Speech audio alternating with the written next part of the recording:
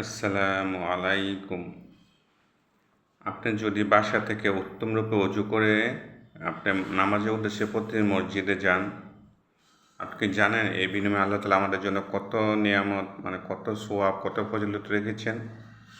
আপনি যদি উত্তমরূপে অজু করে বাসায় থেকে মসজিদের উদ্দেশ্যে রওনা দেন, নামাজের উদ্দেশ্যে রওনা দেন, আপনার যে বাসায় থেকে উত্তমরূপে অজু করে নামাজের উদ্দেশ্যে বাসায় থেকে মসজিদের জন্য নামাজের উদ্দেশ্যে বাসায় থেকে মসজিদের জন্য রওনা দেন,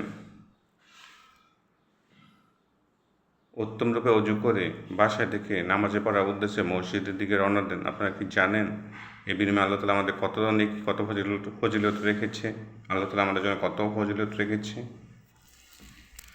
আপনি যে উত্তমরূপে অজু করে নামাজের উদ্দেশ্যে মসজিদের জন্য রওনা দেন, আপনি প্রতি কদমে আপনি আল্লাহ তাআলা প্রতি কদমে আল্লাহ তাআলা আপনি একটি করে নেকি লিখবে। প্রতি কদমের বিনিময়ে আল্লাহ তাআলা আপনার একটি করে নেকি লিখবে, একটি করে গুনাহ মাফ করবে, আর একটি করে মর্যাদা আপনার বৃদ্ধি করবে। আপনি এক কদম আগালেন, এর বিনিময়ে আল্লাহ তাআলা আপনার একটা নেকি দিবে, একটা গুনাহ মাফ করবে, একটা ফজিলত আপনার মর্যাদা বৃদ্ধি করবে। আবার আরেক কদম আগালেন, এই কদমের বিনিময়ে আল্লাহ তাআলা এমন প্রতিটা কদমে আপনি কদমে হাঁটতে যাবেন, যত কদম হবে প্রতিটা কদমের বিনিময়ে এই 3টা ফজিলত আপনি পেয়ে যাবেন। আমরা অনেক সময় আছি যে মসজিদ একটু দূরে থাকলে আমরা আফসোস করি মসজিদ যদি একটু কাছে হতো। আপনি একটু চিন্তা করেন, মসজিদ দূরে থাকলে তো আমি দেখতে পাচ্ছি এটা আমাদের জন্য একটু নিয়ামত হচ্ছে। আমার সোয়াব পাপ আর মর্যাদা বৃদ্ধি, আপনি সোয়াবও বৃদ্ধি পাবে, মর্যাদাও বৃদ্ধি পাবে মসজিদ দূর হওয়ার কারণে। আপনি বলতে পারেন কীভাবে? কারণ আপনার মসজিদ যত দূরে হবে, আপনার পায়ে হেঁটে যদি আপনার যান, কদমও আপনার বেড়ে যাবে। পায়ের কদমও দূরত্ব যত বেশি হবে আপনার নেকিও বেশি হবে, ফজিলতও বেশি হবে। কারণ যত দূরে হবে আপনার পায়ের কদমও বেড়ে যাবে, এই বিনিময়ে আপনার নেকিও বাড়বে, গুনাহও মাফ হবে, ফজিলতও বৃদ্ধি পাবে। তাই আমি মনে করি মসজিদ দূরে থাকা এক ধরনের নিয়ামত আমাদের জন্য, আমরা আফসোস না করি। আর হচ্ছে আমরা খালি দুনিয়া করি। আপনি একটু চিন্তা করেন তো আল্লাহ তাআলা আমাদের জন্য কত দয়া করেছেন।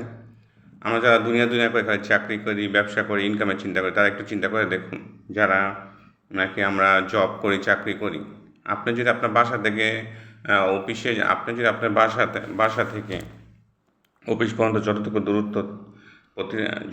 দূরত্ব আপনার বাসা থেকে আপনার অফিস যতটুকু দূরত্ব, প্রতি কদমে কি আপনার বস আপনার জন্য এরকম অফার রেখেছে? আপনার অফিসের বস যে বাসা থেকে অফিসে আসবে, প্রতি কদমের বিনিময়ে আপনাকে আমি প্রতি কদমে টাকা বাড়িয়ে দিব, আপনার স্যালারি বাড়িয়ে দিব, প্রতি কদমে আপনার ওয়ার্কিং আওয়ার কমিয়ে দিব, প্রতি কদমের বিনিময়ে প্রতিটা কদমের বিনিময়ে আপনাকে টাকা বাড়িয়ে দিব, স্যালারি বাড়িয়ে দিব, প্রতি কদমের বিনিময়ে আপনাকে আমি ওয়ার্কিং আওয়ার কমিয়ে দিব, প্রতি কদমের বিনিময়ে আপনাকে আমি প্রমোশন দিব। কখনো কি কোনো অফিসে বস করবে? কখনো করবে না। একটু চিন্তা করে দেখুন আল্লাহ তাআলা আমাদের জন্য কী অফার রেখেছে।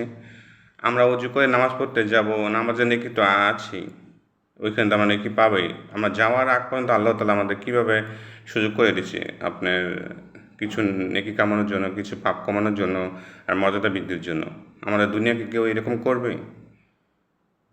আপনি চিন্তা করে দেখুন আল্লাহ তাআলা কত দয়ালু, আমাদের কত সুযোগ করে দিয়েছে, আর আমরা সুযোগটা কাজে লাগাই না। আসুন আমরা সবাই আমলটা করি, বাসায় মসজিদে যাওয়ার আগে উত্তমরূপে অজু করে পরে মসজিদে গিয়ে নামাজ পড়ি।